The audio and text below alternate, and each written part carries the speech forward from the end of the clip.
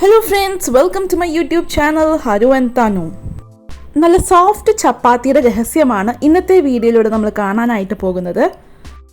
ചപ്പാത്തി മാവ് തയ്യാറാക്കാനായിട്ട് കുറച്ച് വലിയ ഒരു ബൗളിൽ 1.5 കപ്പ് വെള്ളം നമുക്ക് എടുക്കാം. ഇത് നോർമൽ റൂം ടെമ്പറേച്ചറിലുള്ള വെള്ളമാണ്, ചൂടുവെള്ളമല്ല.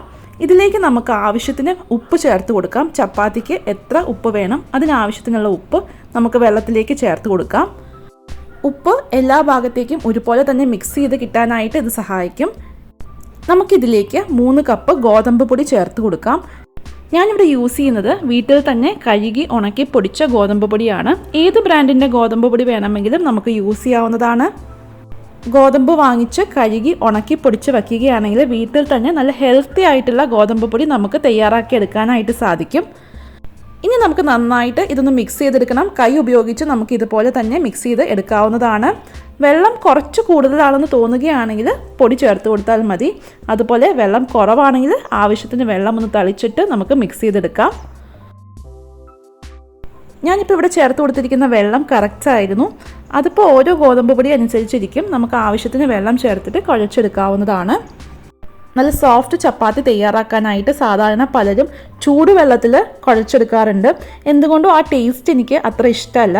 നമ്മൾ ചപ്പാത്തി തയ്യാറാക്കിയതിന് ശേഷം ആ വെന്ത ഗോതമ്പ് പൊടിയുടെ ഒരു ടേസ്റ്റ് എനിക്ക് തോന്നാറുണ്ട്. അതുകൊണ്ട് തന്നെ നോർമൽ ടെമ്പറേച്ചറിലുള്ള റൂം ടെമ്പറേച്ചറിലുള്ള വെള്ളത്തിലാണ് നമ്മളിവിടെ ചപ്പാത്തി മാവ് കുഴച്ച് തയ്യാറാക്കി എടുത്തിരിക്കുന്നത്.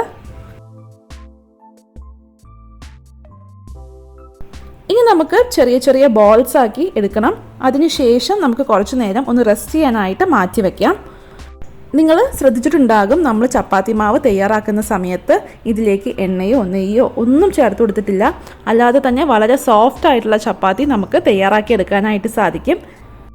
ഇനി നമുക്ക് ഈ ഇരിക്കുന്ന ചപ്പാത്തി മാവ് ചെറിയ ചെറിയ ബോൾസ് ആക്കിയിട്ട് റെസ്റ്റ് ചെയ്യാനായിട്ട് മാറ്റി വയ്ക്കാം.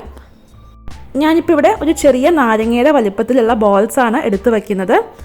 നമ്മുടെ ഇഷ്ടത്തിനനുസരിച്ച് നമ്മുടെ ചപ്പാത്തിക്ക് എത്ര വലിപ്പം വേണം അതനുസരിച്ച് മാവ് എടുത്ത് വയ്ക്കാവുന്നതാണ്. ഉരുളകൾ ആക്കിയതിന് ശേഷം ഒരു മൂടി വെച്ച് അടച്ച് നമുക്ക് 15 മിനിറ്റ് മാറ്റി വയ്ക്കാം.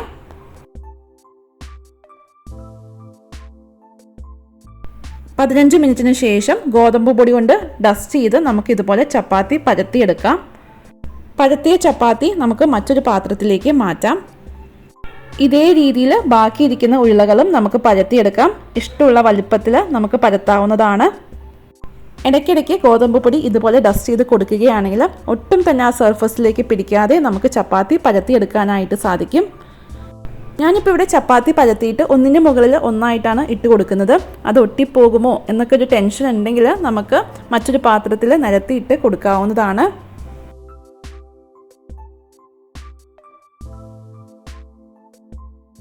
അങ്ങനെ നമ്മൾ ചപ്പാത്തി എല്ലാം തന്നെ പരത്തി കഴിഞ്ഞു. ഇനി നമുക്ക് ചുടാനായിട്ട് തുടങ്ങാം. ചപ്പാത്തി ചുടാനായിട്ട് ഇരുമ്പ് കല്ല് അഥവാ ഒരു ഇരുമ്പിൻ്റെ തവയാണ് ഞാനിവിടെ യൂസ് ചെയ്യുന്നത്. നമ്മുടെ ചപ്പാത്തി നല്ല സോഫ്റ്റ് ആകാനുള്ള സീക്രട്ടാണ് ഇനി പറയാൻ പോകുന്നത്. കുറച്ച് നല്ലെണ്ണ നമുക്ക് ഒരു പാത്രത്തിൽ ഇതുപോലെ എടുത്തു വയ്ക്കാം. നല്ല ചൂടായി കിടക്കുന്ന തവയിലേക്ക് നമുക്ക് നല്ലെണ്ണ ഇതുപോലെ തേച്ച് കൊടുക്കാം. ഏറ്റവും ഹൈ ഫ്ലെയിമിലിട്ടിട്ടാണ് നമ്മൾ ചപ്പാത്തി ചുടാനായിട്ട് പോകുന്നത്. ഏറ്റവും ഹൈ ഫ്ലെയിമിലിട്ടിട്ട് കല്ല് ചൂടായതിന് ശേഷം ഇതുപോലെ എണ്ണ തേച്ച് കൊടുക്കണം. എന്നിട്ട് നമുക്ക് ചപ്പാത്തി ഇട്ട് കൊടുക്കാം. ഒരു ഭാഗത്തെ നിറം മാറി വരുമ്പോൾ നമുക്ക് ഇതുപോലെ തിരിച്ചിട്ട് കൊടുക്കാം. ചട്ടുകം ഉപയോഗിച്ച് തിരിച്ചും മറിച്ചും ഇട്ട് നമുക്ക് ചപ്പാത്തി കുക്ക് ചെയ്തെടുക്കാം. ചപ്പാത്തിയുടെ സൈഡൊക്കെ ഒന്ന് വെന്ത് കിട്ടാനായിട്ട് ചട്ടുകം ഉപയോഗിച്ച് നമുക്കൊന്ന് പ്രസ് ചെയ്ത് കൊടുക്കാം. ഇതുപോലെ.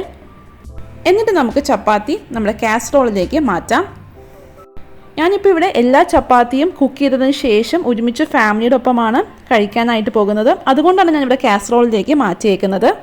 കുട്ടികൾക്കൊക്കെ അപ്പോൾ കഴിക്കാനാണെങ്കിൽ നമുക്ക് ഒരു പ്ലേറ്റിലേക്ക് മാറ്റി സെർവ് ചെയ്യാവുന്നതാണ്. നമ്മുടെ ചപ്പാത്തി നല്ല സോഫ്റ്റ് ആയിട്ട് കിട്ടാനുള്ള ഏറ്റവും ഇമ്പോർട്ടൻ്റ് ആയിട്ടുള്ള റീസൺ എന്ന് പറയുന്നത് നമ്മുടെ തവയുടെ ചൂടാണ്. നമ്മളെപ്പോഴും ഫ്ലെയിം ഹൈയിൽ വെച്ചിട്ട് വേണം ചപ്പാത്തി ഉണ്ടാക്കാനായിട്ട്. അതുപോലെ തന്നെ നമ്മൾ തേച്ച് കൊടുക്കുന്ന നല്ലെണ്ണയും വളരെ ഇമ്പോർട്ടൻ്റ് ആയിട്ടുള്ളൊരു കാര്യമാണ്. കുട്ടികൾക്കൊക്കെ നമ്മൾ സാധാരണ ചപ്പാത്തിയിൽ നെയ്യാണ് തേച്ച് കൊടുക്കാറുള്ളത്.